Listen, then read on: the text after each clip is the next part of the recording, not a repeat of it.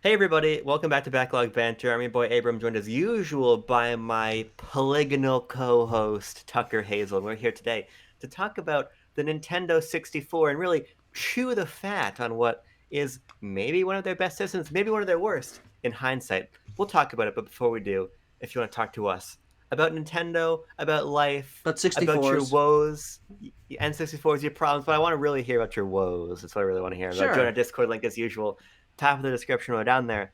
Like the video, subscribe to the channel, ring the bell. BLB emotional Tuck support. BLB emotional support. We are not licensed, but we'll pretend. Yep. Tucker, I want to spin you a yarn as we begin this discussion Okay, here. alright. I want to spin you a little yarn that began, if I have my facts straight here, in Japan on June 23rd, 1996, but for all intensive purposes, started in the United Those States are some on September intensive 29th, purposes out there. 1996. When the Nintendo 64 hit our shores with just a couple games, there was supposed to be a big launch lineup. Most of it was delayed. We ended up getting Pilot Wing 64, Super Mario 64, That's and it. that's it. Yeah. There was The supposed to be a lot of legendary other two-game games. launch lineup. Yeah, there was I supposed to be a bunch actually of other stuff don't like think there's ever been a smaller launch lineup in games history. Ever. I think you're right. Although SNES had Oh, very few I also. had the exact same parallels. It's true. Yeah, yeah, Right. But here's the thing, right? We're supposed to have a lot more at launch for N64. We're supposed to have things like Star Wars Shadows of the Empire yeah. and various other games like Turok, but those games actually didn't come out for our launch. The real good launch to actually be around for Tucker was the European launch. Sure. Maybe the only good reason to be European, right? Yeah. Because when the N64 came to Europe on March 1st, 97, they had FIFA, Pilot Wings, Shadows of the Empire, Mario 64, Turok, and Wayne Gretzky's 3D hockey. Oh, boy. And Tucker, if this launch lineup seems a little bit tenuous, of course, with the exception of Mario 64, that's for good reason because the N64 was not the success Nintendo was hoping for. In Yeah. fact, it was the beginning of what was, save for the Wii, a pretty precipitous hmm and continual fall off of sales for Nintendo's home Yeah. consoles. We landed at about 33 million N64s sold in the end, and there's a lot of factors for that. The biggest being the PlayStation itself, Yeah, that happened. Uh, which came what, in. 100 million seller, I believe? Yes, 100 million came in to sell literally three With times the that low sweep, N64. boom, kneecapping Yes. them. And the problem with that is not only that it sold so much more, but that the PlayStation offered a brand of mature cinematic gaming, with Yeah. things like Metal Gear Solid that was just so far beyond what we had seen before that they were hot, hmm right? And at the same time, they were able to court the third-party developers that Nintendo didn't have Yeah. anymore That because lost they to made Sony. right. They lost them because of a very key decision, and that was a decision to stick to cartridges Yep. on Nintendo 64, which had a major, knock-on factor, principally for storage size. Mm. And what this resulted in, maybe most famously, is the fact that Final Fantasy Yeah. VII, obviously Final Fantasy, known for being a Nintendo franchise up through SNES, jumped ship to PlayStation for Final Fantasy VII, hmm which was really a critical blow. Yeah. I think Nintendo losing games of this caliber, and so the N64 sort of was the beginning of Nintendo retreating within itself in a lot of ways hmm and looking to its first party and its second party partners, most namely during this era Rare, Yeah. to really buoy its library, and the system became about, in large part, the four controller ports on the front of the console. Yeah. It became the multiplayer system, the de facto party game rallying point with GoldenEye and Mario Party and Smash Brothers and Mario Kart. hmm Even franchises like Star Fox had their local multiplayer modes, right? It was all about four-player fun. Yeah, and in that And it's hard for yeah, us as children born in past the year 2000, well past the launch of the N64, and obviously right. we were still heading to elementary school, shitting in our diapers when the N64's life cycle had been long past. I was in that when the Wii U came out. Going to elementary school or both?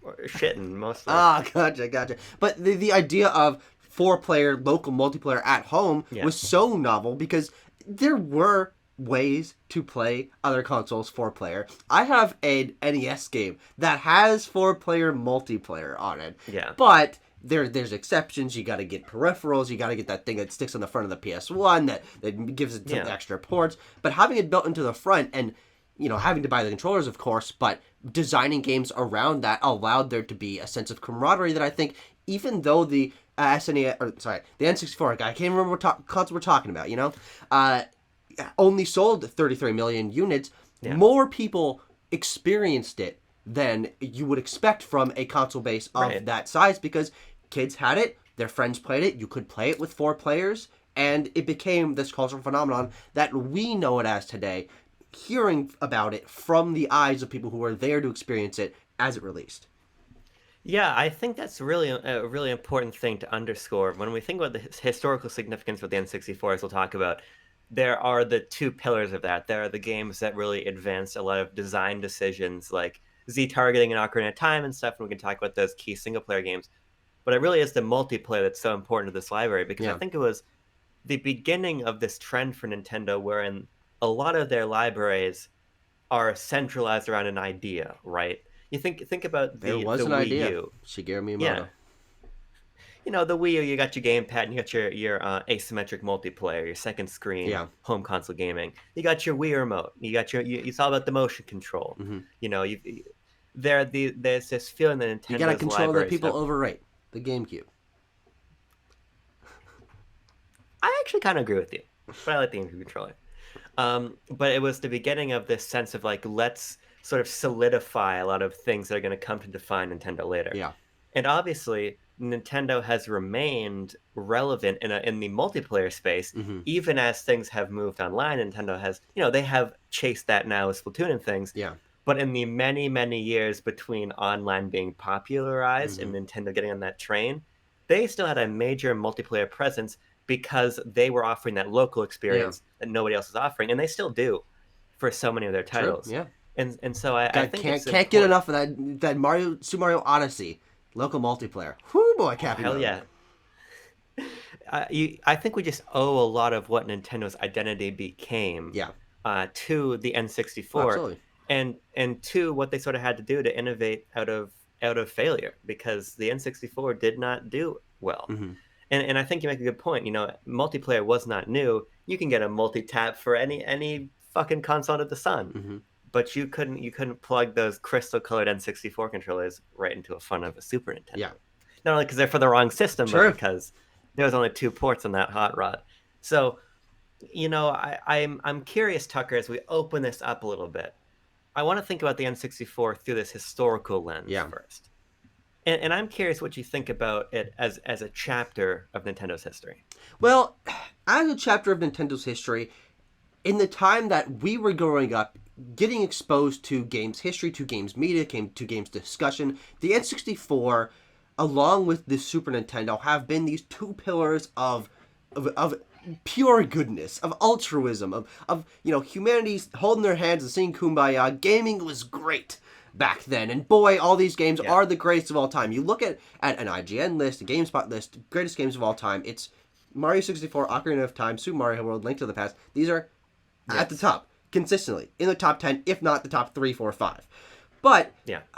that was really the only way that I was able to be exposed to these games, was as these Yeah. pillars of pure good and no evil, and but without any hands-on experience until much later in my life as a game player. We grew up in the Wii and DS era as Nintendo Yeah. players, and then we got our Wii U's, we got our Switches, but the N64 bubbled up slowly for me as I was able to try an N64, at a retro game shop or something like that, play some of the ports we'll get to, like Super Mario 64 DS, and watching a lot of videos about it.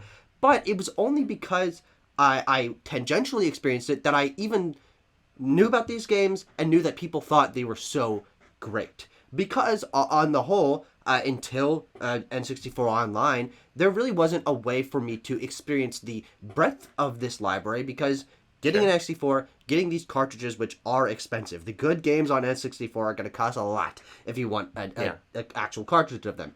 If I wanted to play local multiplayer, 4-player multiplayer, and something like Smash or GoldenEye, I would have to fine for controllers that still work, that have their sticks intact. The N64 quickly became hard for me to build a personal experience with because it had been passed and there wasn't really, I didn't have Yeah. friends that had an N64. If I was going to have someone that had an retro console when I was younger, it was a GameCube. It was a PS2. Those were the ones that were just before I became cognizant of games. So I can only really look at it, and I feel like my Yeah. mind is shaped by this battle of what the cultural zeitgeist is of the N64 and what I've perceived it to be since I started gaming, which is that it's one of the greatest things that God has ever given the green earth. But in my mind, it's like, well, I've tried some of these games, especially now that we've gotten an NSO, but Yeah. I really do not have a personal connection to the system. Yeah, and this is why I'm really excited to have this conversation because I work with a lot of people who are older Yeah, and will ride or die for the N64. yeah. My friend Ben Hayho probably would take a bullet for his N64. Jesus Christ. He is the biggest N64 defender I Tucker Hazel know. murderers out there, I will not take a bullet for any game system. um, and I know you're so watching. there really is a generational, I think, divide Yeah. in people's understanding of N64. Um, and we come into it from these different points. You really found a vector into the system through re-releases and through NSO, as we'll talk about Mm-hmm. these sort of chapters of when N64 boiled back up. But for me, it really actually was Wii. And there's actually a sort of a funny story about how I played my first N64 game, which was, of all things, Paper Mario. Ah, interesting. Um, Which is a game because that I don't think you finished. You never talk no, about. no. What ended up happening was that I did something good at school or whatever. I got good Hard to grades or believe, whatever. but I'll allow it. Hard to believe.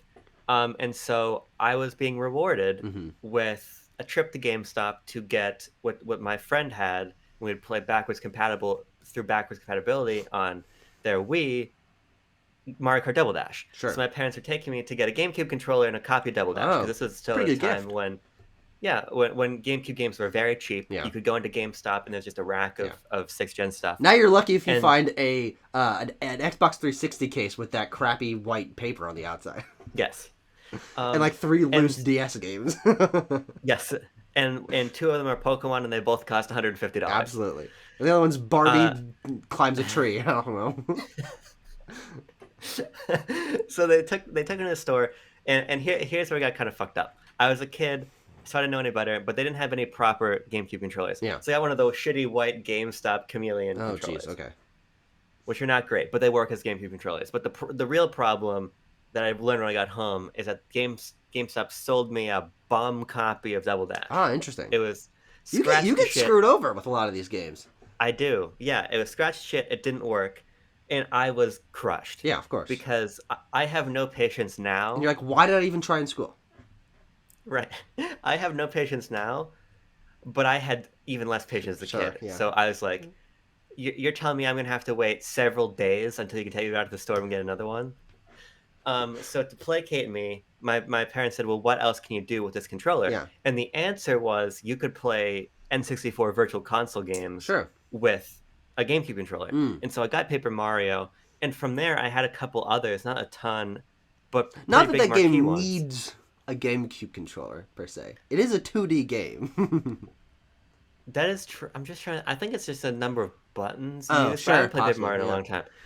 But then I also got Mario 64 and Ocarina of Time this way. Yeah. And there's others I played through Wii, but not through Virtual Console, but through Smash Brawl's Masterpiece Sure. mode. Yeah. The way I encountered my favorite game of all time, Star Fox 64, was by playing its Corneria Masterpiece. Yeah. And so that system for me, and reading Nintendo Power to learn about all of these games, was sort of my entry point in. Yeah. Partially because it's a lot easier to convince your parents to buy you a $10 Mm-hmm. N64 game than a $50 Wii game, True. right? So that's where I got in. But I think this all kind of informs our lack of personal connection to the system, or sort of irregular personal connection to it, because so many people growing up with it in its heyday so directly put one to one together of historical significance and I was there as it was significant to Yeah. Nintendo's history. And those But coalesced to form greatest system of all time. right, but we view it as Nintendo's history, happening five 5 to 10 years before we were born, Yeah. playing games, and so, that's not true. I was born in 2000, 4 years before I was born, and Math then is hard, don't worry. yeah, and then I won't us make you I actually. won't make you count to 64 here. Don't know if you can make it. Whew, and then us experiencing the library later.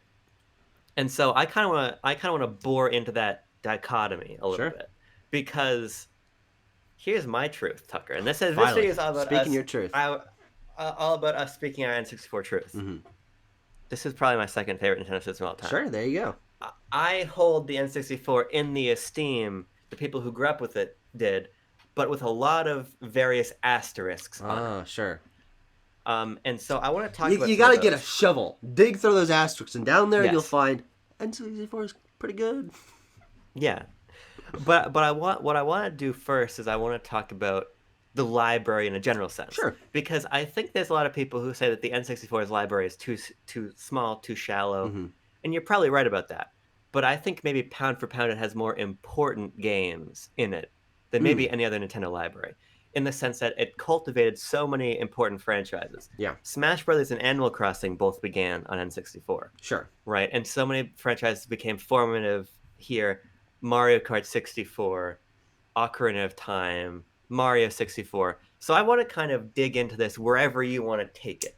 What do you think about the N64's library in the context of, of its scope or its importance or what have you? Well, its scope is something that I've always had to wrestle Keep with. talking, me and my chat. All right, I'll keep talking. Had to wrestle with the facts of the library, which I believe were that around 400 games were released for it, and only a fraction of those were actually by Nintendo or second-party software like Rare, which are basically Nintendo at this point in time.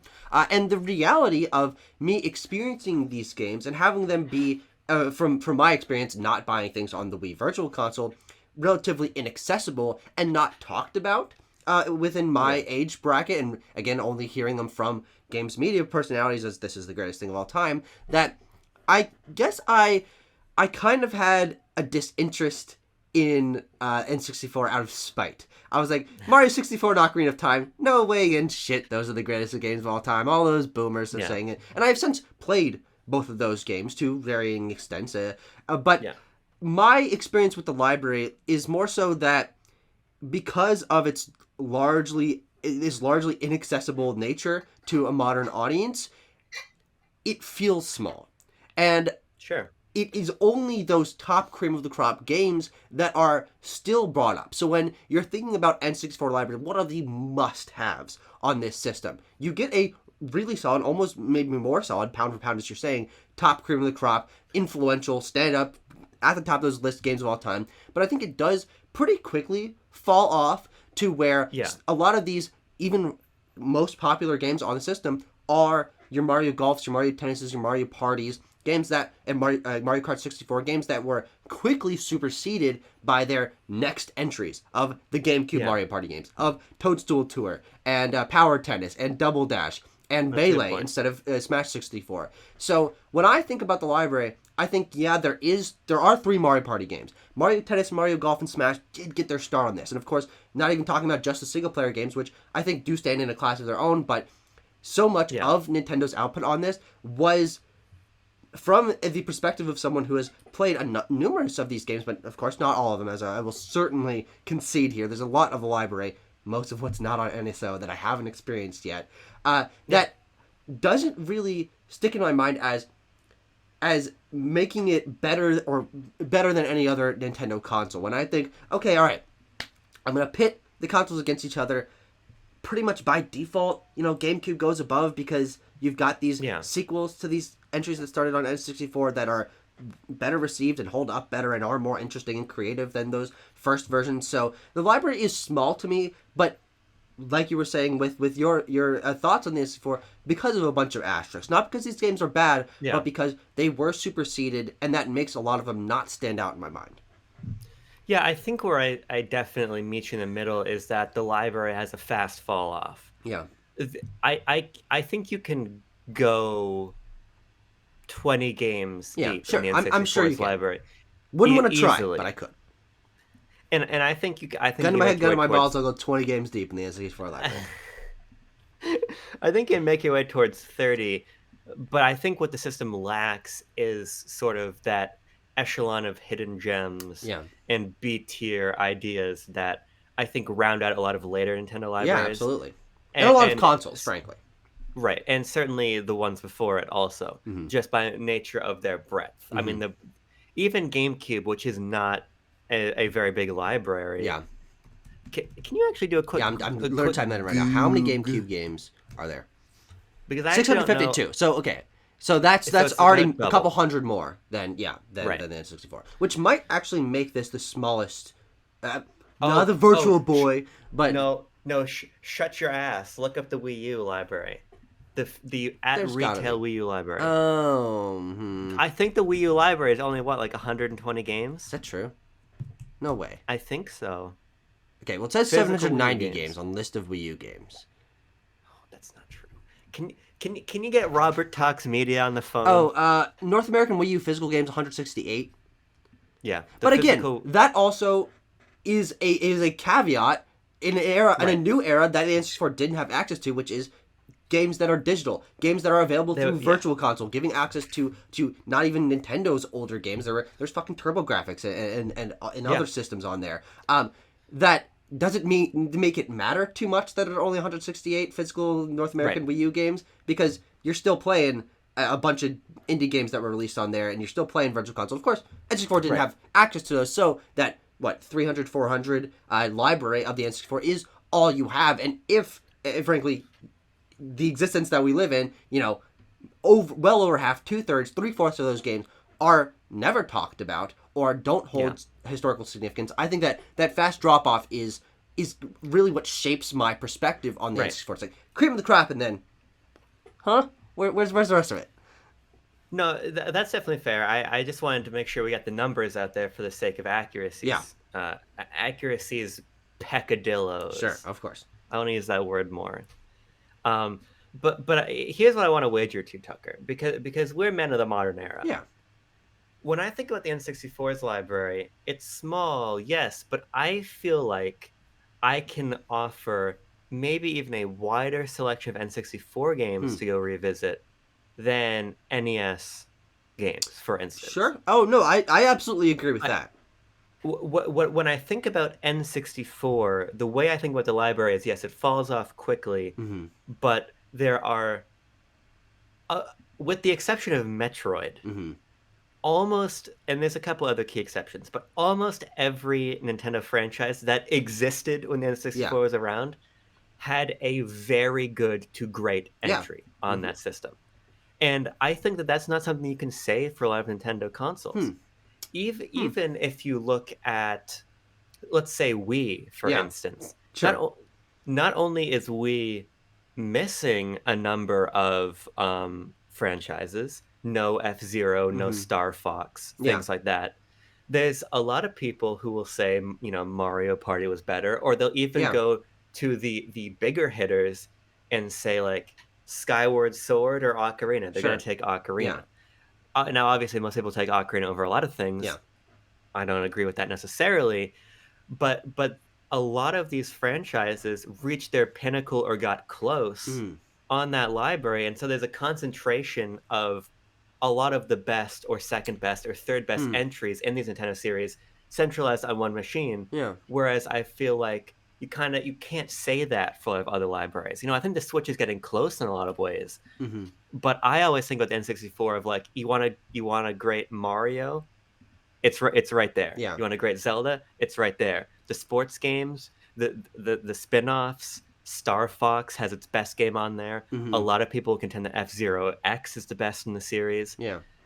Now, obviously, you can't say it has the best Smash Brothers or Animal Crossing, Mm-hmm. but nonetheless, I still think it gets points for having the first Smash Brothers and first Animal Oh, of Crossing. course. So that's where I kind of find like a convergence between the historical significance and the personal relevance and sort of like value in returning to the library, Mm-hmm. because I think it does have so many of these pinnacle titles and so many that are just for the sake of historical curiosity, worth checking out. Yeah, I think it's the historical curiosity that, for me, tips that scale from me not caring about it to still accepting that it's Yeah, one of the great consoles. It's and from my perspective, it's really only that historical significance that tips it. When you say pinnacle sure. games, it's for me pinnacle games for other players. When you say Ocarina of Time, I'm Yeah, like, sure. no, I raised you Wind Waker and Breath of the Wild. If you say Mario 64, I'm like, no, I raised you Odyssey and Galaxy. Yeah, All those other titles I was talking about, Smash, Mario Party, Mario Kart, Mario Tennis, Mario Golf, frankly, most of the Mario spin-offs. No, I can raise you entries from most systems after that sure. that don't do one up that. I think that for me, and frankly, I guess I just completely disagree with you on this. A lot of these games were the pinnacles of their genres, of their franchise. Of course, I absolutely recognize that. But I think Yeah, now that we've gotten so many systems removed from that, it's harder to say that these games are still the pinnacles of their franchises, of their genres, when there are so many examples of getting those franchises to mature in different ways, to have stronger concepts, stronger ideas, to hold up better, to be more accessible to more players on modern yeah. hardware. That I can probably concede you Star Fox. I could probably concede you Zelda, even though I don't love Ocarina of Time like other people do. I can probably concede you that. But I do think that it, for me, gets quickly harder and harder to say these are pinnacle games, because each one has been built upon, because these are very foundational games, and I think That's a good way to that's put why it. I That's a I good way to care put it. about them. I care about them as foundations, not as Yeah, the top of the building or the statue on top of the building, but as yeah. setting a groundwork for these other games to be built upon is why it's important to me. But I find it hard to care too much personally about a foundation. We take the foundations of everything that we've been built on for granted. We take our I'm extending the metaphor here. We take our ancestors for granted. They're the only reason we're here. We take the literal ground our houses are built on for granted. But I also think that's kind of okay, because at a certain point, foundational things and the beginning of things become so normalized that you're scratching for something more. You're wanting it to be more innovative, more creative, to take in ideas from other places. But the N64 does exist as this point in time when it was harder to take in ideas from other places, or try something exceptionally creative or innovative to a modern lens, because the innovation was that 3D exists, that there is Z targeting, that there is easy access to 4-player multiplayer. Yeah. Things which have just completely become normalized by now. I'm not impressed looking back and saying, hey, Mario Kart 64 has 4-player multiplayer. Okay, I played 8-player multiplayer on Smash 4, and I played 8-player multiplayer on Mario Kart 8, and those games, from my perspective, look better and play better and are Sure. more accessible and have better ideas and yada yada yada yada. But N64 started the groundwork for that. I don't know. It's hard for me to balance. I think the thing about it is that a lot of them still hold up, Sure. and this is what I come back to, because think when if you want to talk, let's talk really fucking foundational for a second. Let's think about Atari. We wouldn't we wouldn't get to N64 if we didn't start at Atari. Yeah, absolutely. But there's no reason to return there. Mm-hmm. And there are certainly things to chafe at about all fifth generation games, as Mm-hmm. we can talk about, be it the issues with the polygonal graphics being jarring for some players, Yeah. or the natures of early 3D cameras or control schemes. Yeah. But when you Or think that about N64 controller itself. right, but when you start throwing out things like Paper Mario, Mario 64, Ocarina of Time, Sin and Punishment, Star Fox 64, Pokemon Snap, Mm-hmm. you start throwing out Animal Forest. You want to talk about Majora's Mask. You Do I? keep going, and you build out that list of games. Mm-hmm. Perhaps they're foundational, yes, but they still offer something unique. Yeah, There sure. is no 3D Mario that to this day plays like Mario 64. Mm-hmm. Odyssey returns to it spiritually in some sense, but the sandbox, curated mission structure of Mm-hmm. that game is largely separate from Odyssey. Odyssey is a collectathon Yeah. in a lot of ways. Or you look at things that are maybe I like your word foundational, and I'll concede that a lot of these might not still be the pinnacle, but I think that they are still worth being in conversation with the Yeah, best of these sure. franchises, or things that are just setting at the top of their genre. Think about things like Banjo Kazooie and Tooie games that you love, Mm-hmm. what Rare provided for the system, Diddy Kong Racing, F-Zero X in terms of arcade racers, these are really, really potent, interesting games to revisit. Hmm. And when you pick up something like an F-Zero X, it still feels really, really good. Yeah. And so I think there's sort of a middle ground to be found between what we're saying, because you read about some of these games. I think about, for instance, Mario Kart 64. Mario Kart 64 to me is a great example of how people hold that as the pinnacle when it maybe doesn't deserve to be. There's a Hmm. lot of people who grew up with Mario 64 and say this one feels the best. Yeah. I think Mario Kart 64 feels passable. Sure. But as a bit of fun, I put that game on to play with Laurel and Jean, and they couldn't even figure out how to drive forward. Yeah. And I think that's an example of how some of these Indictment of their games, intelligence level, first and foremost, but absolutely. But I think it's an example of how some of these games, you're 100% right, have been superseded yeah. by what's come after them. And even though you can definitely say that some of them, in terms of maybe their ideas, the Great Sea and Hmm. Wind Waker, have been superseded, I don't think that you can say that there aren't a good dozen plus N64 games that are not worth revisiting Yeah. today. And I think that when you're going back to anything before the sixth generation, for a lot of people, that's going to start to become a tenuous proposition to say you Of should play course. that many games from any of these consoles. Yes. And so I think that the N64 is in the position where it was doing so much iteration upon early 3D design Mm. that it is definitely clunky and easily surpassed Yeah. on just a the Great Sea is more interesting than Hyrule Field level. Yeah. The fact that I can point a lot of people who do not have our reverence for gaming history to N64, Hmm. in my opinion, is sort of a testament to how timeless I think a lot of its games really are. Yeah, I think that is a great thesis statement about this whole Yeah, discussion of the framing right. of it as one of the great consoles. But I guess I just find it hard personally to Sure. buy into that, and maybe it's a Yeah, bit of a like reverse placebo effect. Like they gave me something that wasn't that bad, but I it's still like made me feel kind of gross. It is yeah, the idea that it's gotta be the best. It's gotta be the best. Mario 64 and Ocarina of Time right. are the best games of all time, which you hear ad nauseum if you're chronically online like we are, if you're chronically consuming gaming content and lists and wondering Permanently about. online. Please get it right. Sure, all It's right, important to my me. bad. But if you're consuming this content, you're going to be hearing these things, and I think that there is a natural human tendency to push back against the status quo. And frankly, I do think that's something that I work to get out of, but I also think that it's beneficial to be on the other side of that coin. What make me some Sure. enemies, but I'm resolute over here. When I really like Mario 64.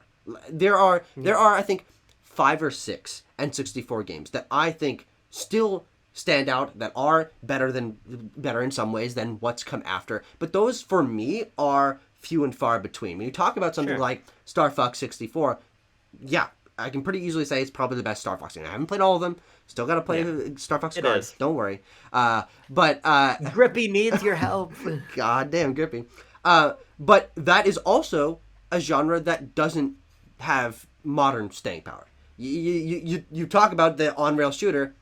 There's kind of a reason they don't make those anymore. And so when you say it's the best, I'm like, sure, yeah, for an outdated genre for someone like me.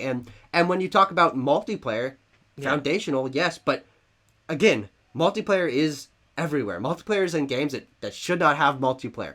100-player multiplayer in Fortnite, 256-player multiplayer in Battlefield 5 or 1 or 2.42. I don't even know. One of those Battlefield games has an Yeah. insane roster The size. new one, 2042. 2012. Yeah, something like that. These foundational elements I think are so easily surpassed that for me, really all that stands left is historical significance, which is hard if not impossible to discount. It's like, yeah, we wouldn't have Mario Galaxy and Odyssey without Mario Yeah. 64. But if I want to tell someone, hey, play a great Mario 3D platformer, I'm going to send them to basically any other Sure. Mario 3D platformer.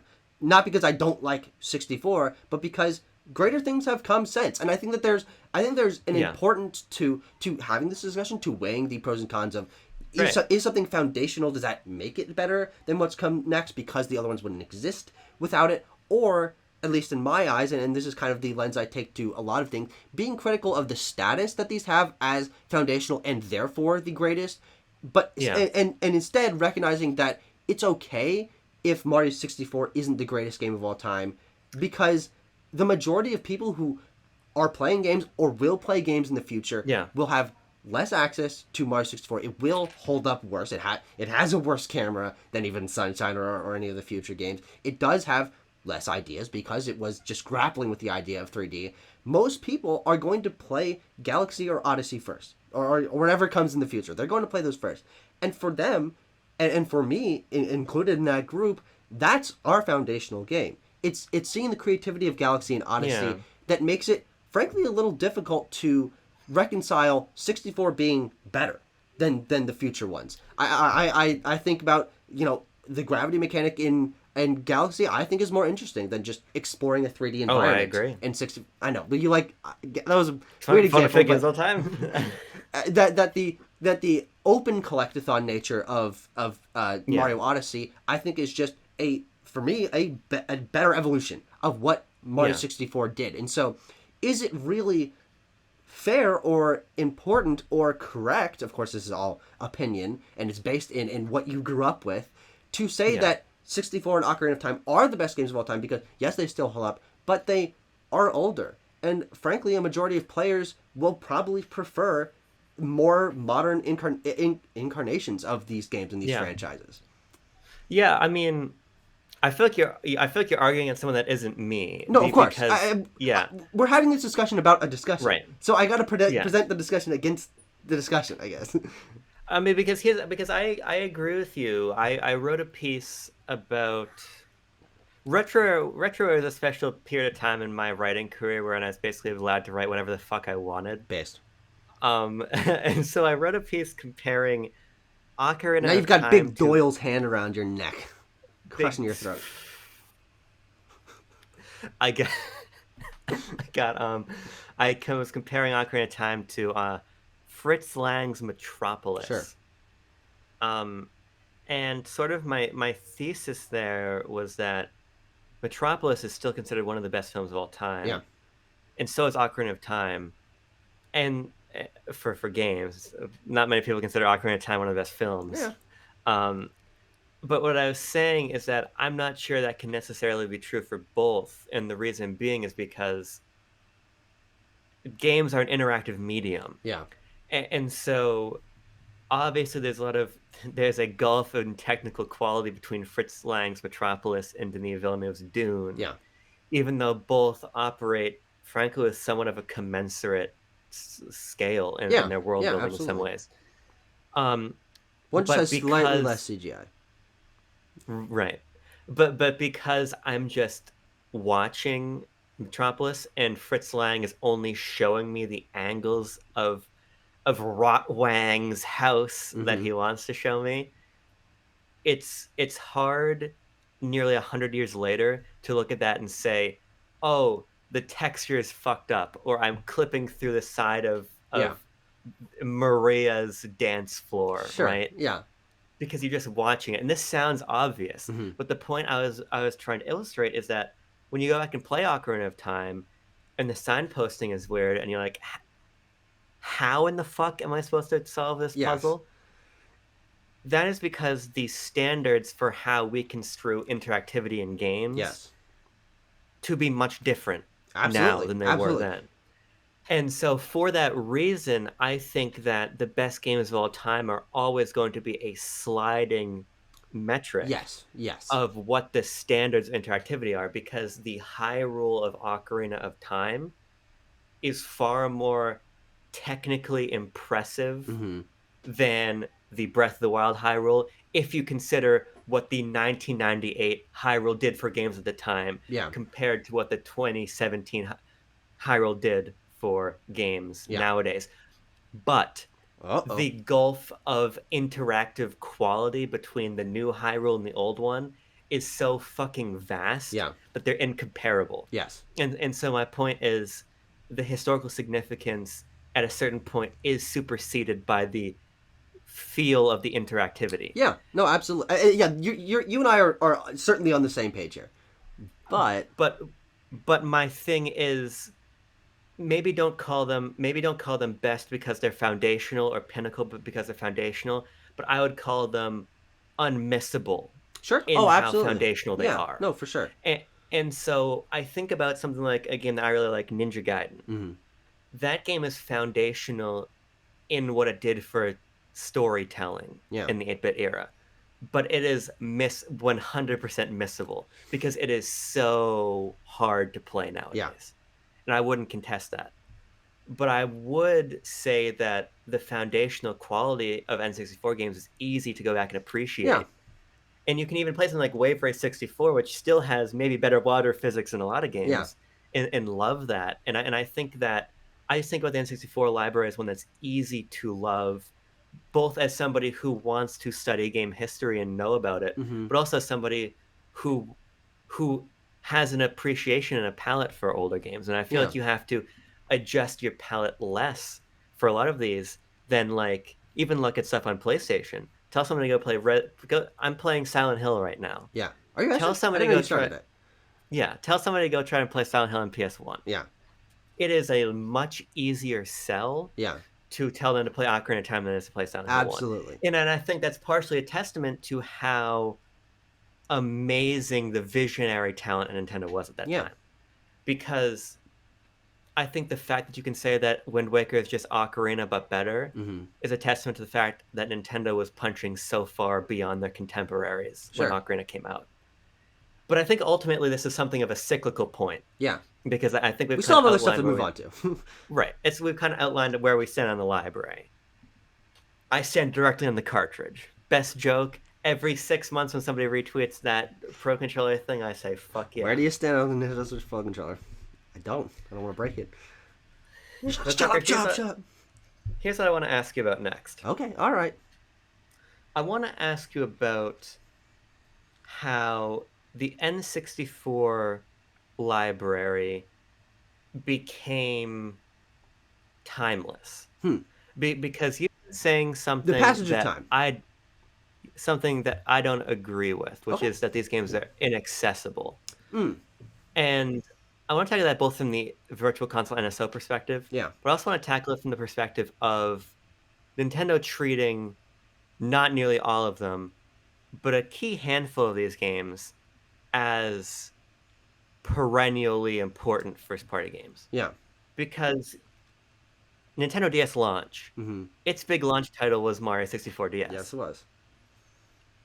What helped kickstart 3DS when it was flagging, when they slashed the price and hit it hard with the games library, Mm-hmm. was Ocarina of Time 3D Yeah. and Star Fox 64 3D. Yes, it was. Nintendo has used N64 games, not a ton of them, but key ones, as these like games that are fodder not just for remakes, but for remakes that are principally important Yeah. to the health and success of consoles at key moments. Mm-hmm. And so I'm interested what you think about the sort of library of N64 remakes we have. Mm-hmm. Even like Diddy Kong Racing DS and stuff. Oh, Like, sure. Yeah, I forgot that one. what do you Is that think not about just that? like sequel? That's a different I was game, isn't under- it? I mean, I neither was of us under have the played either of impression- these games, so I have played Diddy Kong Racing. I've Oh. not played Diddy Kong Racing DS. Sorry, 'Cause don't I need to haven't. enough. I'll tell the story about how I got into N64 proper, because I think that's interesting to say also. But what do you think about these sort of? I'll solve this Diddy Kong Racing DS thing as you answer this question. But sure. what do you think about these sort of remakes, these N64 remakes? Because I think that they are in large part, in addition to Virtual Console and NSO, Yeah. why N64 has remained for our generation important. Yeah, I rescind most of the way what I said about the library being inaccessible. Frankly, I was just speaking from my experience as someone growing up and trying to experience game history, but from the angle that I didn't care to buy games on the Wii shop. That is something that I could have done easily. That's the games, a you problem. The games were available on there, but I didn't buy them. It is a remake. Oh, really? Okay. Oh, It I is can a see remake. that. I can see that. But what I think is interesting about these 4 or 5 games that you mentioned, Mario 64, Majora also. yeah, Majora, Ocarina of Time, Star Fox 64, and Diddy Kong Racing, is that these are really the only examples. Yeah. of these games being remade and being brought to a modern audience with retooled visuals and retooled controls and Yeah. updated in different ways. And I think inaccessible for me is more an angle at the library as a whole. When I compare it to the other comparable consoles that have gotten Yeah. this amount of nostalgia, NES and SNES, those from the very beginning had a much vaster amount of their games because they were smaller, Yeah. because they were simpler, because they were easier to bring to more hardware that were continued forward. We got Yeah. we got the Urban Champion on 3DS. We got Ice Climber on Game Boy Advance. These games never Yeah. stopped being continued forward, and it wasn't just Zelda, Mario, and I guess Star Fox if you want to go with SNES that were continued to be brought Yeah. forward and made available not through just the ROM being ported, but through different versions, through including these versions and other things. Most of the N64 library is accessible through those ROMs. You're right, but that's not even true for the majority of the non-Nintendo libraries. There's not really a way to experience Chameleon Twist or even GoldenEye, which until soon hasn't Yeah, been it sounds re-released very much. The top crust, yes, absolutely, they've been made accessible. They're perennial. Nintendo Yeah. continues to bring them forward. But think about like Yoshi's Story, or Kirby 64, or even Yeah. like the original Mario Tennis. These games weren't given the treatment that, frankly, even a lot of the best and a wider variety of the NES and SNES's classic Nintendo library were. Yeah, no, you're right, and I want to talk about that separately. But I'm a stupid cockhead that didn't ask my question very well. Oh, okay. I'm I'm curious what you think specifically about the Mm-hmm. idea. I'm curious what you think specifically about the idea that several of these were remade and positioned to like help sell Yeah. DS 3DS, because I think that's a really interesting idea, Mm-hmm. and that's just like a wrinkle I want to bore in on because I think that that was sort of like an example of the fact that, well, principally, I think it was used as a mode of saying, look at what our handhelds can do, Yeah. right? Mario 64 DS was a, hey, look, we can do fully 3D explorative environments. We can do Mm-hmm. even better than N64 did, which, like, the GBA would have killed itself Yes. if it was asked to do that, right? Yeah, if it was even mentioned in his presence. Right. But I just think that that's interesting, and I think that is an important element of sort of how our generation thinks of N64. Yeah. Because like N64 games on 3DS in particular, like I got my 3DS Christmas of 2011. And so the only game I had with it, I believe all my parents or my grandparents got me. Yeah, my grandparents got me Ocarina of Time 3D. And Yeah. that's all I had for a couple weeks. Because you don't need all these details, but like they were visiting early December. They wanted me to open my presents in front of them. So I Mm-hmm. got that. And then on Christmas Day, old Santa Claus brought me 3D Land or whatever. But Yeah. I part of I think what really got me interested in the library was having Ocarina of Time 64 3D and saying, hey, I remember playing Ocarina of Time on Wii Virtual Console. Mm-hmm. Now having it so much cooler. This is Yeah. awesome. And playing Star Fox 64 and saying, hey, this is a cleaner version of this game I was playing in Brawl Masterpiece is my favorite game of all time now. Like Yeah. I think it's because of things like that that I was partially inspired, in addition to the fact that I was just a kid with no friends who would read Nintendo Power Yeah. for hours and go through archives. I used to go on GameSpot.com to their archives and just like Google like character names and try to find out about new Nintendo games I'd never heard of. Sure. Like, so I was already predisposed to being interested in Yeah. these because I was using Virtual Console unlike you, and I was doing these other things. But I think that those remakes really were important for a lot of people our age Mm-hmm. to have that exposure to N64's library. Sure. Well, I think that's true, but I think that you are the exception to the norm in many ways. Oh, I You're an certainly, exceptional, yeah, you're an exceptional 100%. person. You know, physically, For better and mostly worse. attractiveness, everything. But is that not the majority of people our age? That is a way for them to get exposure to this library, Yeah. to play Star Fox 64 for the first time with better visuals on a 3DS with the 3D. Oh, better aiming and Majora's Mask and Ocarina of Time and extra characters and concepts in Super Mario 64 DS. But for me and frankly, pretty much categorically for the majority of people our age who did have access to these games, it doesn't necessarily it instantly inspire you to go on GameStop and research all these things, to go out, what are the other great N64 games, why haven't these other ones been brought forward like these have, because this is obviously a very personal thing, we're talking about a very personal conversation here, Oh, yeah. personal perspective. That's what I want to do. I never had the chance to be impressed by any of those like you were, Sure. because I never played any of them at launch. Super Mario 64 DS, I've probably played like 2 or 3 worlds of. I've still never played that. Oh really? Oh really? I'm better than you. Yeah. Is I I never had it. I got it.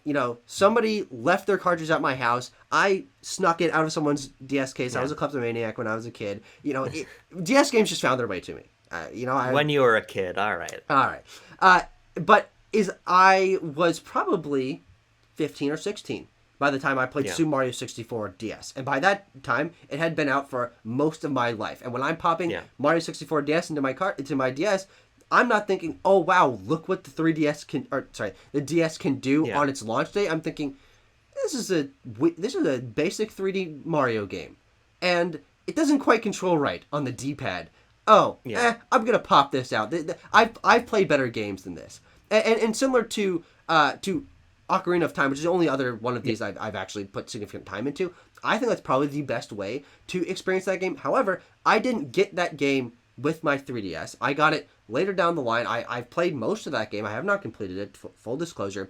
But I wasn't blown away by it because by that point, I had played Smash 3DS. I had played all the Pokemon games on 3DS, which are more impressive. And they're modern, and they have the modern sensibilities, and they have the factor of being new and not remakes of other things in a way that doesn't give me the reverence for these remakes that you have, because you were able to play them when they were new and exciting and technically impressive. Just like what people feel about those N64 games. When you play Ocarina of Time on N64 and you're in 1997, it's one of the craziest things you've ever experienced. But when you're playing Ocarina of Time on 3DS in 2017 or 18 or 19, whatever it was I played it, it's not a mind-blowing experience. It's like, oh cool, yeah, they remade this game that's considered one of the best games of all time. Yeah, I'm enjoying this game. But there's other things that are, from my perspective, more interesting, more creative, more innovative. I'm gonna go play those because it's a remake of an older game. Tucker, you tell me when you were playing Mario 64 DS, you weren't attaching the little nubbin to the touchscreen so you could move Mario and company around on the touchscreen instead of the D-pad. Yeah, it was also. I think it was mostly used for Metroid Prime Hunters. Sure. And then I guess I launched the first Hunt demo, but no, I think you make a compelling point, and I would never suggest that I'm anything other than an anomaly in the sense that I love history, even real world history to an extent.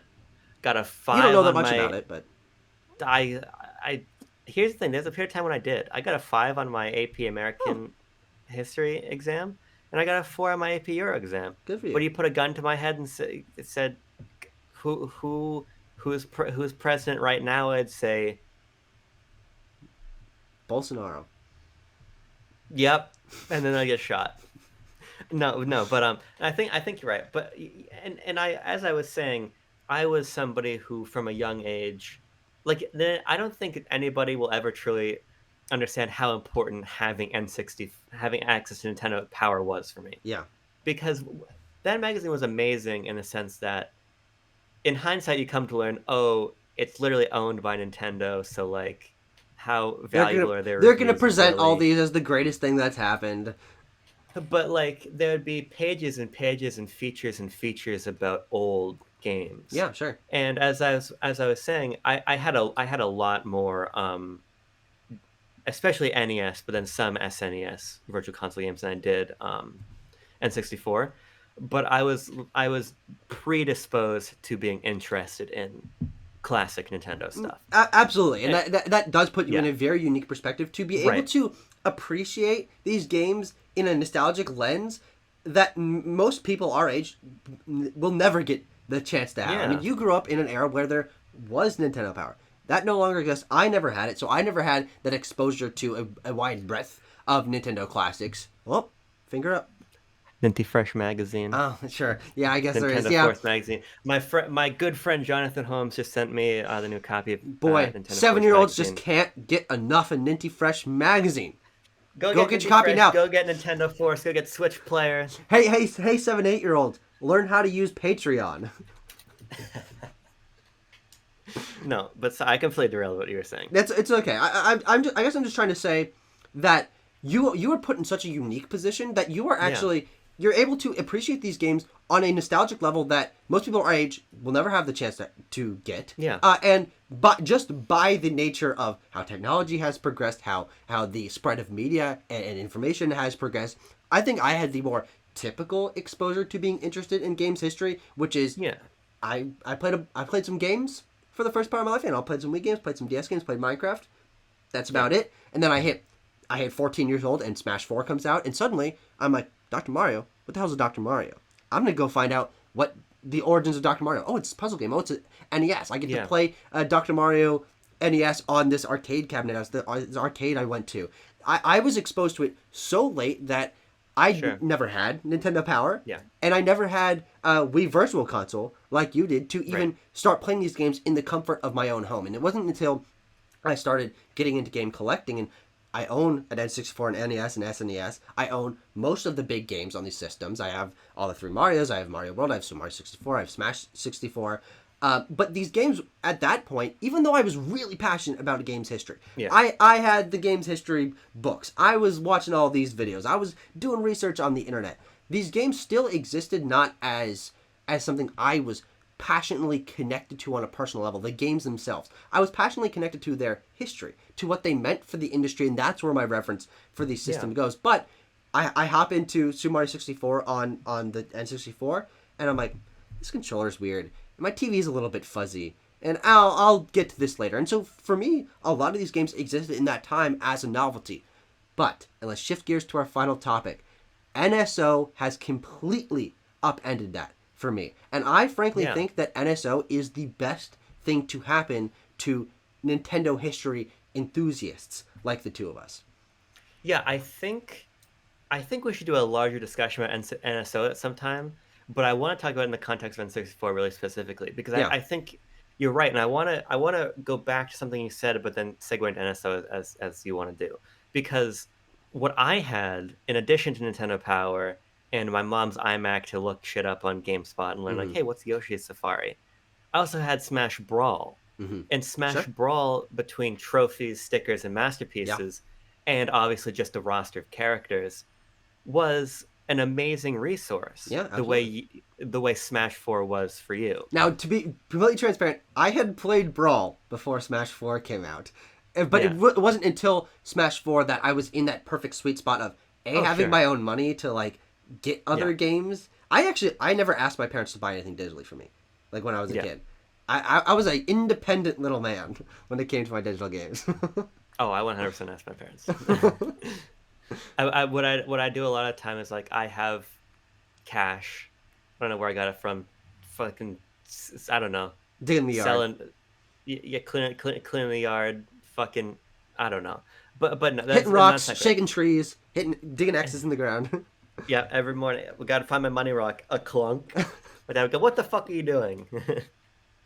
um, but no, the way that I had those as a resource, I think a lot of people now have NSO as a resource, Absolutely. and a more direct resource, Yes.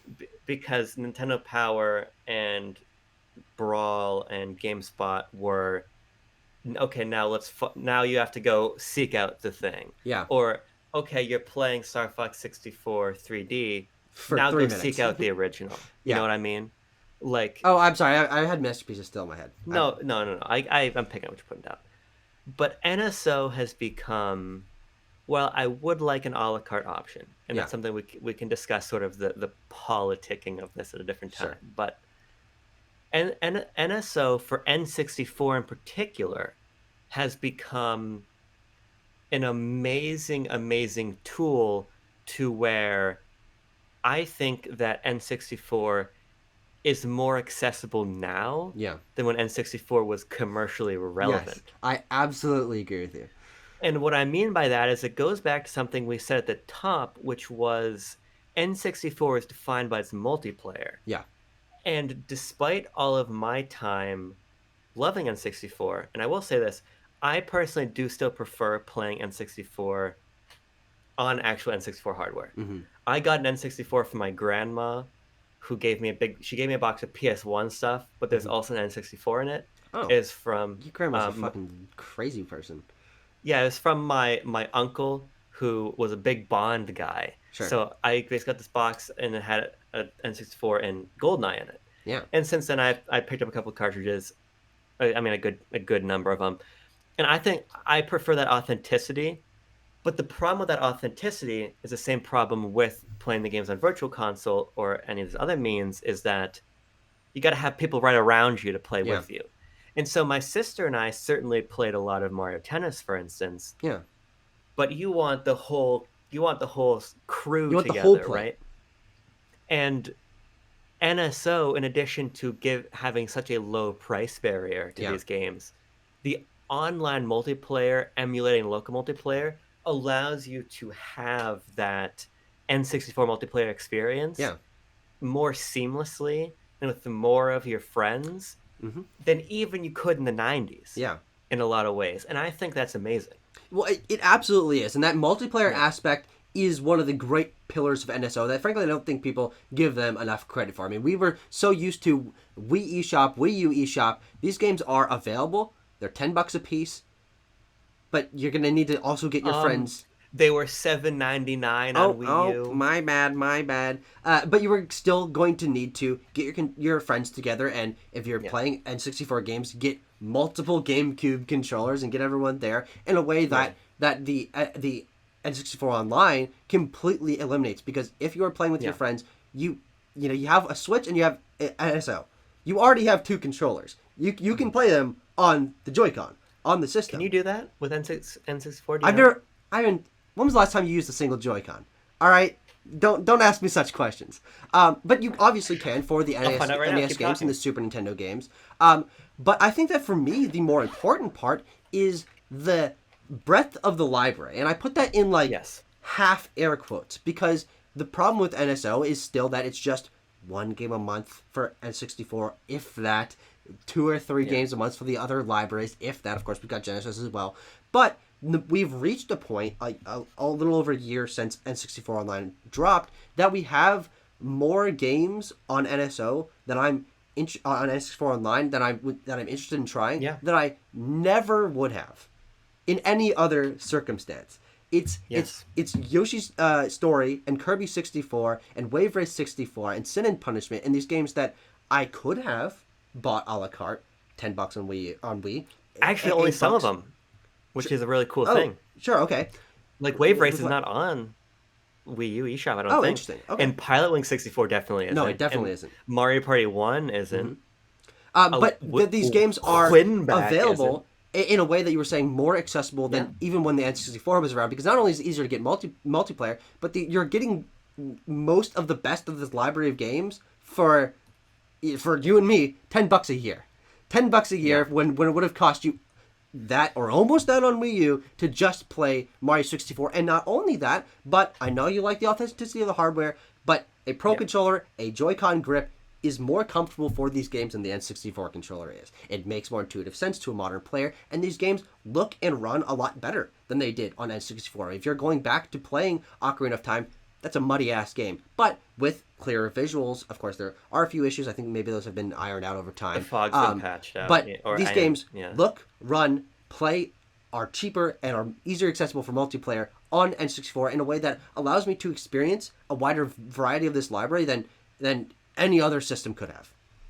Yeah, I think I gotta do it quickly. Okay, all right, let's do it. I gotta do it. I love the N64 controller. And let me explain why. And why I don't like playing these games as much with Joy-Con or Pro Controller. I do it because I have to, and because I have yet to be able to score one of those N64 wireless controllers. I'm sure you go buy one right now. They're not out. No one's buying them. They are out? They are. Are you serious? These things, Wario 64 posts them and they're gone in 5 minutes. Jesus Christ. Yeah. They are a fucking hot commodity. Oh, my bad. My bad. I'm Yeah, making. Oh yeah, auto unfortunate. stack on Nintendo.com, man. Yeah, Well, that doesn't mean it's not. You can go on eBay. You can go on. You can go on Amazon. yeah. Find a man. I'm not a fucking. I'm not Find a gonna man in an alleyway. capitulate. I'm not gonna capitulate. I capitulated for my fucking PS5, and what a mistake that was. It's fucking broken in a suitcase under my bed. I had to buy a second one. I have the PS10. You do. You do. What I like about the N64 controller, and I think who the fuck was I talking? Maybe it was Andre Seegers I was talking this about on Twitter the other day. The N64 controller, I appreciate the way that I appreciate the Dreamcast controller, despite Mm. having never used a Dreamcast controller. These, or it's also the way I appreciate the gamepad, for instance. What I like with these controllers, or the Wii remote, for instance, Sure. I What I like like about these controllers. controllers is that they're designed for their games in mind. Mm. And what I think is really interesting about N64 is that sure, maybe the three-prong thing doesn't make sense at first, but when you play with it enough, it becomes intuitive that they configured a controller to where, hey, developers are either going to make games where you play on 2D, so you're going to hold it like this and you're going to go ba ba, Mm-hmm. or you're going to play it like this and you go ba ba. Mm-hmm. And so for games where you're playing with the analog stick. But then if you're playing like something and you're a lefty, ba ba, hold the other side. Sure. I think there's a lot of utility to the controller that Wait. is Wait. What the fuck? If you're a lefty, you're still using two hands. What are you talking about? How do you yeah, shift but your can't. hands? How do you hold it differently? What are you Oh, I'm talking thinking about about? like I'm thinking about like Sin and Punishment. You can play with you hold the middle prong with your left hand Yeah, with this your has right. nothing to do with being left-handed though, because No, no, every no, no. other Listen to me. Listen controller, to me. No, no, no, no. Listen to me. You're playing Sin and Punishment. Okay, think with me for a second. And left-handed you're people right. can't play video games. No, Like, no. what am Listen I to me. gonna do with this one? Listen to me. Listen to me. Listen to me. Listen to me. You're holding a controller. You're holding the N64 controller, Hard to imagine. and you're a right-handed individual. Your left hand is on the middle prong. Yeah. In some games, you can put your right hand on the middle prong, Mm-hmm. and your left hand, and you use the shoulder button, the L shoulder button with your Sure. left hand. But then you have access to different buttons. The point I'm trying to convey, I feel like I feel like bringing up this whole left-handed thing is defeating. Yeah. The point I was trying to convey is that they made a controller that is really interestingly modular, Sure. to where when you're I actually don't. I'm starting to wonder if that left-handed thing is just a fucking rumor I heard in the air. It doesn't matter. Discount the entire left-handed thing I said. What is true beyond a shadow of a doubt is that they made a really interestingly modular controller Yeah. to where you position your hands on it in a way that makes sense for the specific sort of game being made. Mm. And I think it was an interesting like for first foray into what a 3D controller should be. Yeah. Because you think about like the PS1 controller, the pre-DualSense one. Yeah. They found themselves saying we need to iterate on this controller and release a Dual Shock because you can't just use the fucking little plus anymore. Yeah. It's not gonna work, right? And so I just think that the N64 is a really interesting controller that is designed specifically for its games. Sure. Now, it's an acquired taste. I'm not going to lie and say that. But I personally believe that the N64 controller is the best way to play N64 games. Hmm. I'm not saying that everybody has to agree with me. I'm even saying I'm right. Sure. But I just want to make the case on the record that I love the N64 controller, and I think that it is one of the most purpose-built controllers we've ever seen. Before the DualShock and then the Xbox 360 controller after it said, let's standardize controllers around this. Yeah. And then every controller looked the same. Mm-hmm. And I think part of the hate for the N64 controller is it doesn't hold or look like what came after it. Now, it certainly has a lot of intrinsic flaws. I'm not going to deny that. But I just think that it is an interesting and cool and, for my taste, fun controller. And I just had, we can't make a fucking 90-minute video about this console and not have me say that at least. That's fair. No, that's fair. No, yeah. Where else we can talk about it? Where else are you going to get such stark marks on your report card from me? I'm taking notes. I was also buying time because I had to update my NSO. We're finding it right to now. Get Mario Party. We're finding it, and I guess I had to do a system update. Oh, sure. I've had my Switch on playing Bayonetta in sleep mode literally since the game came out. Yeah. So I kept saying don't update because I'm playing Bayonetta. Yeah, no, same here. So Okay, is this gonna work? This is we're doing fucking math. We're doing math and science right We're here. doing research. We're doing math and science right here. But no, NSO. To go back to what you were saying, you are definitely right that this is the best way to play for most people, Yeah. and it's accessible. And I'm about to launch. Okay, I'm done buying time. What's a good one to launch? I Doesn't guess matter. no. This can't be possible. I'm gonna launch Ocarina of Time because you don't have the C buttons. No, yeah, it might not be possible. Wait. But they're giving me prompts. Uh-oh. And they're giving you prompts that are for one Joy-Con? Yeah. What the fuck? I have to press L in minus to do. Um, Start? yeah. But I'm playing Ocarina of Time right now on one Joy-Con. Okay, well, mind blown. There you go. But that further proves my Yeah, point of the yeah, accessibility of multiplayer with you already have two controllers. You don't have to buy four controllers to get that right. multiplayer experience, or two controllers. But what kind of points do you want to close on N64? Because I actually have one other Yeah. thing that I think would be interesting to end this on. Yeah, I want to stick on NSO for another minute because I just want to. I think you make a great point about its library being so accessible, and I want to go back to what we were saying about the quick fall off, right? But we already have so many of the major hitters here, Yeah, and some games that I think are part of that lesser tier that have been forgotten but now yeah, are available again, like Pilot Wings. Just recounting some really interesting ones here. Pilot Wings, Puzzle League, having Banjo Kazooie back, yeah. you know, fucking Win back. You know what I mean? That was the Like, weirdest part of that yeah. launch lineup. Like, you take some things for granted. Like, of course, you're going to get Ocarina, you're going to get Mario 64, you can get Mario Kart, you can get Star Fox. But then even have, like, Yoshi's Story and Sin Yeah, and Punishment right here. You could absolutely. play Sin and Punishment on Wii and Wii U, but who was going to do that? When you got Sin and Punishment right here, it's so easy to do. Or even, I want to shout out things like Pokemon Snap. Hmm. And we're getting the stadium games. Yeah. Isn't, like, that's really amazing. And And Excitebike GoldenEye. 64 and Yeah. Pilot Wing 64, which I think is one of the most quietly exciting ones that they've added on there because that game has never been re-released. And I Yeah. found a game that I actually enjoyed, and you didn't. And there's Yes. video evidence of this. Yeah. And And I'm good at it, you're not at. the Wingin stream. Yep. The last thing I'll say about NSO is just that when GoldenEye got announced for Switch and Xbox, it was really interesting to hear people say in such an uninformed way that, oh, Nintendo is getting a special version because they're getting online multiplayer, whereas Xbox isn't. Hmm. Oh, they paid for it. Oh, they're being shitty and making it exclusive or Yeah. whatever. But the truth is just that there's an infrastructure on the Nintendo 64 Online that exists like nowhere else. Yeah. Frankly, it's a sort of feature that only exists in emulation scenes Hmm. with like Slippy Netplay for Melee and stuff or Yeah. whatever.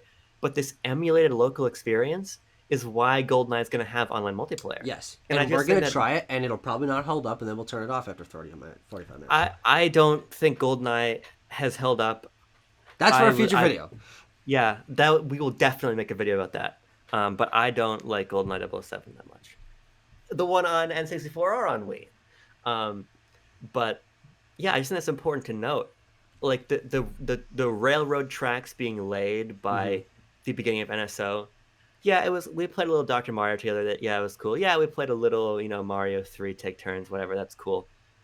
We tried to play Super Mario Kart. Now Yeah. there's a game that doesn't hold up, but it's very No. historically significant. Yes. Um, but it feels like it was all leading towards N64 Yes, online, absolutely. and I think it's remarkable. And especially as the library has developed, I still wish games came out faster, as we'll Yes. talk about in our dedicated video for NSO. But I really, especially with N64 games now, I love NSO, Yes. and I find every day I miss Virtual Console less and less. Yes, So, I never missed it. So that's very different. But the final thing that I want to talk about, unless you have one yeah. other thing I to just say, want you to say hold up one thing fingers. quickly because Never a it's good sign. connected to this. I just think it's interesting the Rare corollary in all of this because Hmm. Rare is so important to N64. I Yeah. mean, with so little third-party support, they really came in and kind of one up Nintendo in a lot of places. Yeah. Banjo Kazooie widely considered better than Mario 64 by a lot of people, Hmm. or at least on parity. Yeah. Donkey Kong 64, not so much. Mm-hmm. But they made so many remarkable games, and it's funny that a lot of them are actually on Xbox. Yes, So, the Rare Replay yeah, frankly, Rare Replay / Game Pass was the best it place to play N64 games before NSO. yeah, and so if you want to play Conker's Perfect Dark, Yeah. the Banjo games, I think that's all the ones that are Yeah, they on don't have the Diddy there, Kong but Racing or Donkey Kong 64, but no, believe it or not, they have Blast Core. Is that a rare game? I think so. I think I think so. it is. Well, But we digress. I just want to shut that up. Yeah, Yeah, of course. Make your point. Do it. Here's the thing. We've talked about before we were born. We've talked about our childhood. We've talked about our middle school and high school days, and we've talked about us now with N64 Online. But I do think that there is one final point I'd like to make, which is future projecting a conversation about N64 going into the future. Is N64 Online, NSO, will exist for the life cycle of the Switch. Maybe if we get a Switch 2, those will directly carry over. You might have to re-buy them and re-download them. Who knows what kind of horse shit they're going to throw at us. But assuming that we stay on this track, these games are more accessible now than ever to more people now than ever, because even if you are a kid growing up and you have a Switch and you're playing Mario Kart or Smash, there is a solid chance, a good chance, that you have NSO. And even if it's not the expansion pass, you have access to the NES and SNES libraries. But lots of people do have the expansion pass. Okay, it's more accessible now than ever. I wonder how quickly the N64 reverence will fall off. And not because the games aren't accessible, because as we've been saying, they're more accessible now than ever, but because when you are a kid nowadays, a kid in 5 years, a kid in 10 years, and you have access to these games, I do think that there is now even though more accessible than ever, a bigger disconnect more than ever with modern players, children players, and these games. Is you have access to them, yes, but when you hop into Mario 64, I don't think that even though it's on your Switch and it's accessible, that kids and people in the future largely will play it for more than 5 minutes as a novelty and probably never open NSO again, because they've got their games on their Switch. They've got Fortnite, they've got access to other things. And also because they're finding these games through a lens that doesn't filter them through Mario 64 and Ocarina of Time are the greatest games of all time. The only reason that you and I knew about these games or had experience with the games or sought out these games is because we heard these things from people who were older than us that had access to these games as they came out. I didn't have an N64. You had to go to buy them separately on the Wii Shop. But kids now have access to just play these games unfiltered from the veneer of these are the greatest games of all time. And I do think that will quickly precipitate into as the old guard dies off. And you and I are kind of the last bastion of hearing these things and purporting these things, but you and I aren't even going to have Ocarina of Time or Super Mario 64 in our favorite games of all time list. Of course, we're not. But I think that becomes less and less and less when people don't have to look for these games or play these games through the lens of that these are the greatest games of all time, because they have unfiltered access to them through NSO. Does that make sense? Something's No, been I hear what percolating. I just think we need to do a psychological deep dive into why you're hung up on what other people are saying are the best games of all time. Because I Because find it very fascinating. I've always found it fascinating. yeah, It's the only reason I care about games history. yeah, but what I mean to say is, like, I have never looked at the N64's library through the lens of I need to agree or challenge what somebody else has told me about it. Sure. What I found, you're 100% right about the fact that our understanding of N64, or my initial interest in N64, was because it was evangelized by others. Yes. And me too. But I think that it's everybody's job to reclaim these games for what they mean to them. Sure. And so you're definitely right in the sense that these sort of nebulous people you speak of Yes. that say these are There the are best other games of all people out time, there. yeah, they 100% exist. I'm not saying that to to cast judgment on the accuracy of what you're saying, but like, I can't put a face to a lot of these people right now. But when this crowd of people you're talking about is gone, well, then it just means that there'll be a different understanding of N64, maybe. Yeah, of course. Or that's mostly what I'm talking about, is the shift in the understanding of this console. Because what we're talking about, this whole video, is what this console means to people, what it means to us, why we're sort of different than what came before us. But there is a future. There is a shift. And I do think that very naturally so, there will be a drop off in personal connection to it, to the reverence that Yeah. they've had versus what we've had versus what they will have had. But I think that is actually precipitated, as I was saying, by them being so accessible, unfiltered. Yeah, I think what I was just sort of to drive in the direction of is like ultimately it's not going to matter what anybody else thought. It's going to be up to another generation of players to determine what these games mean to them. Yeah, And it's not lost on me that the majority of players our age don't care at yeah, all about these games. And I think that's a bad thing. hmm I think that and this is a different conversation also, but I think that our industry has a really dangerous habit in the modern era of ignoring history hmm in the context of just remake it. hmm Like yeah, sure. games that you can't play Dead Space or Resident Evil 4 anymore. We Well, you got to can. remake them. Dead Space What I is on mean, Game Pass. but what I mean to say is that we're in an environment wherein the where everybody is moving in a direction of call it whatever reason you want, but Dead Space is no longer good enough. hmm We must remake it. Whether that's the incentive of let's capitalize on IP or whatever it is, Yeah, whatever the motivation, there's a lot of players who are coming to understand that old games are bad and need to be remade. sure. Or all that matters are live service and playing my Fortnites and my Apexes or whatever. Yeah, And I don't like that. hmm But it's also not my job to tell anybody what to play and not what not to play. yeah, And I think that it would be a major disservice to gaming as a medium if we got to a point where people no longer cared to at least try N64. yeah. I think what you're doing is the best thing, which is playing these As games usual. as usual.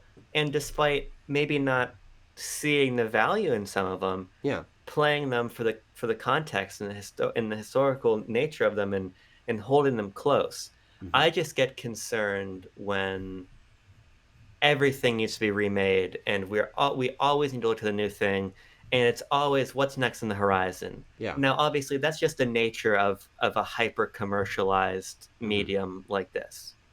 But at the same time, I just get concerned about people just leaving history in the past. And I sure. and I and I don't like that. I'm not just talking about Nintendo's history. I'm not just talking about the history I like.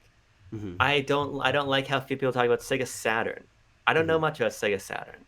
I was very pleased to see a lot of Sega Saturn in Lock On Volume 3, for instance, because I just don't like when things are forgotten. Absolutely, And sure. I think N64 online, perhaps people will play them for a couple minutes, say, I don't like this, and move on. Yeah. But the fact that they have it there and they're playing it and can hmm try, I think is very important. Yes. The worst thing that could happen is that the Switch sold as well as it did, and there was no backwards compatibility on it. Yeah. Because we must not forget gaming history, because our understanding of the medium and its progression and its artistic devices is predicated on understanding it robustly. Yes. So I don't give a fuck if in 5 years people say the N64 is the worst console of all time.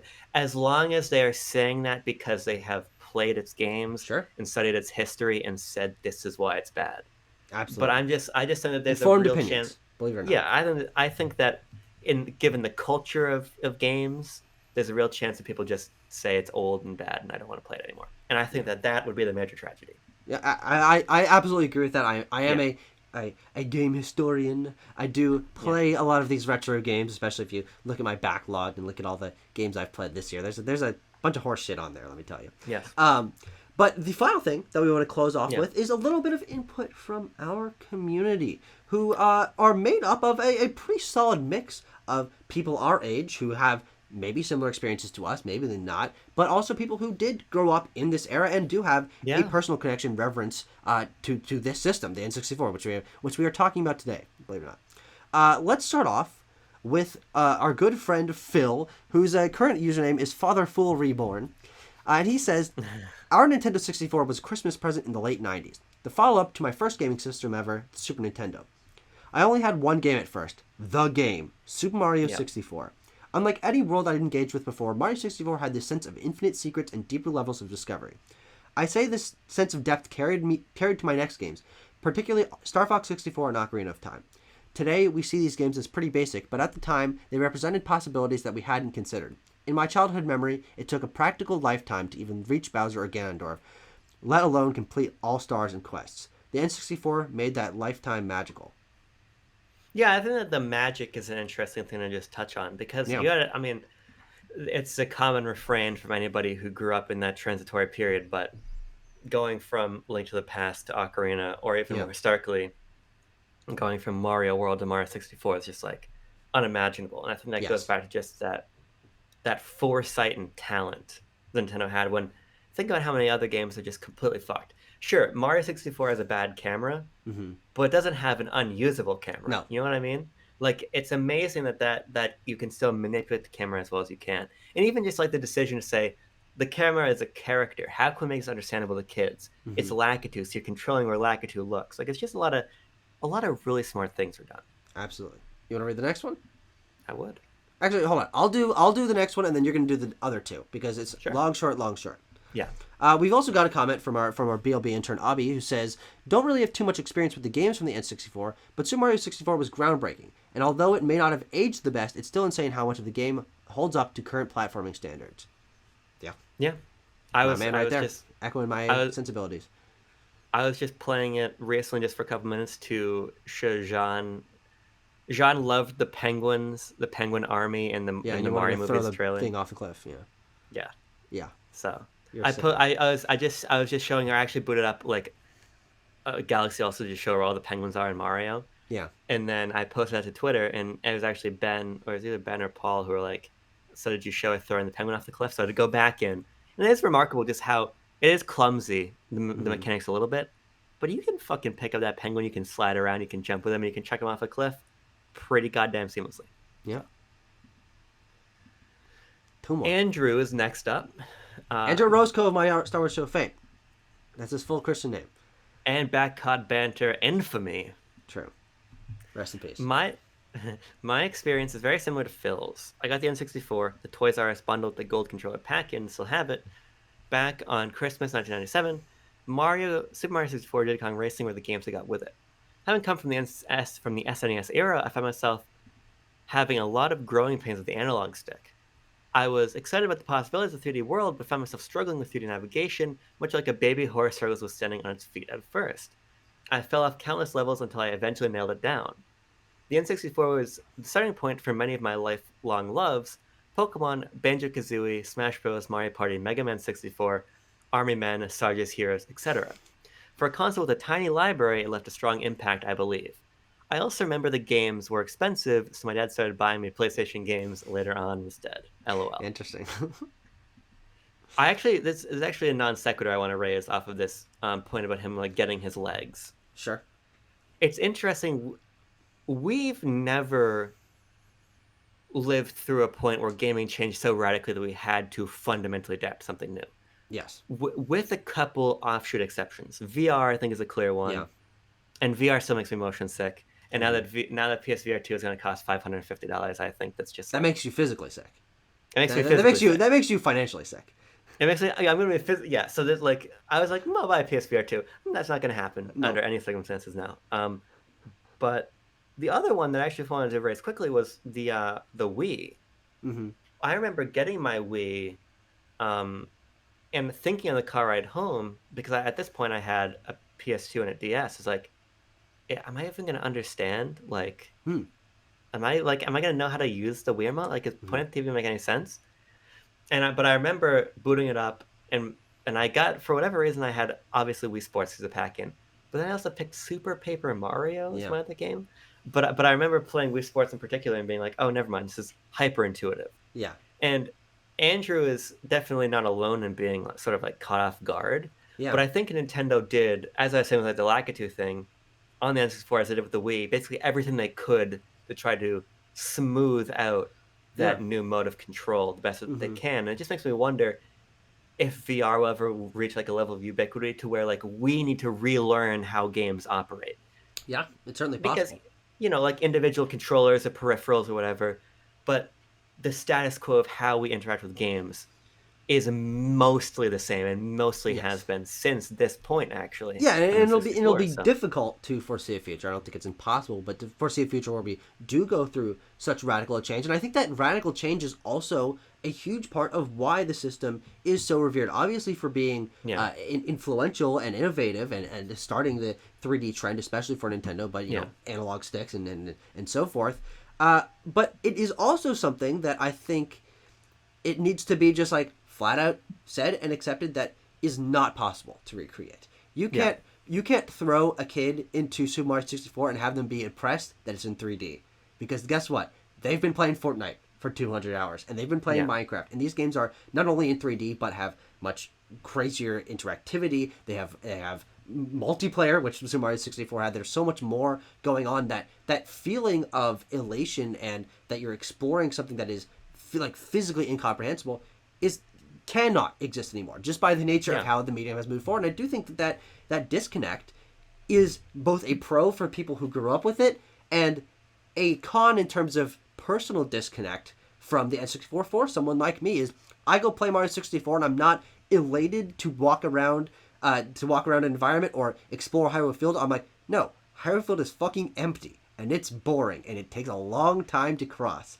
And that's my experience with yeah, 3D in Ocarina of Time. Is not that it's revolutionary, but that it's simple. And I think that retrospectively through this whole conversation kind of informs why I don't feel a personal connection to the yeah, system. Not because it wasn't historically important, but because in its foundationalness, it has become, from my eyes, worse than the norm. And it doesn't blow me yeah. away in a way that endears me to it on a very personal level. Sure. One final comment. My brother, this comes from Jason, who says, "My brother owned the console. I got to play Majora's Mask on there and loved it. Huge step for Zelda and many other franchises. Yeah, I Majora's Mask is just a really interesting game that I need to beat. Same. It's one of the Zelda games I've never beaten.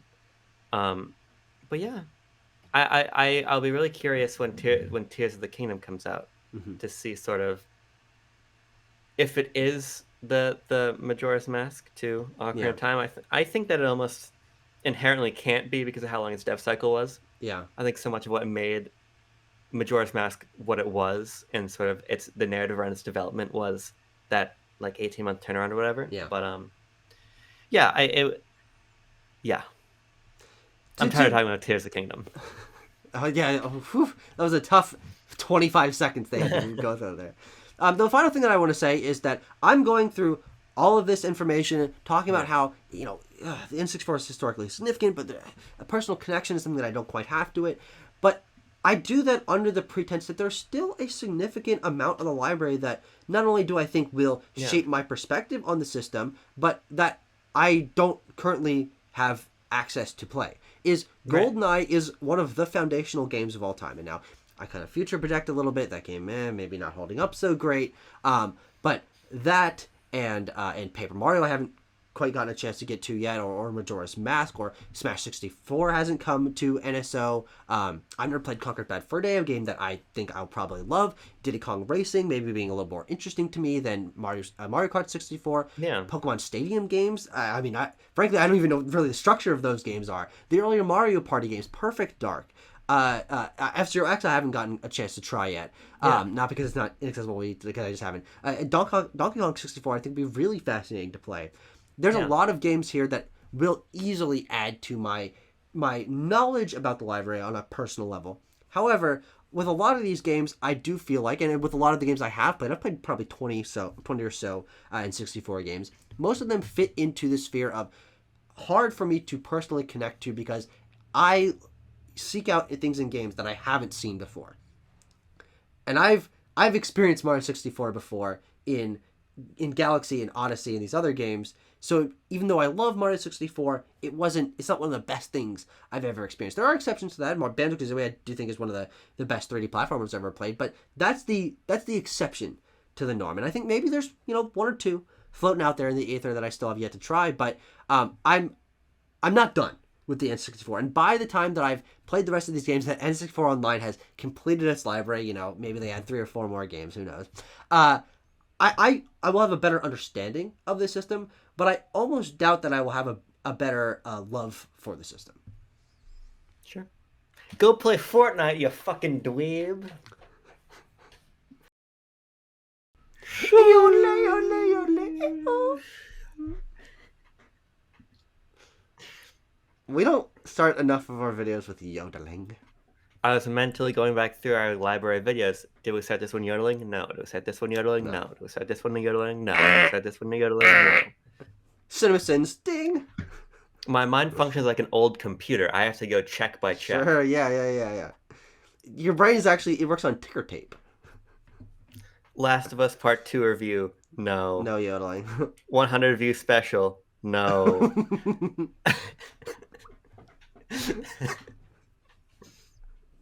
I'll check back in approximately 3 weeks, and you'll be like, new Pokemon Snap review.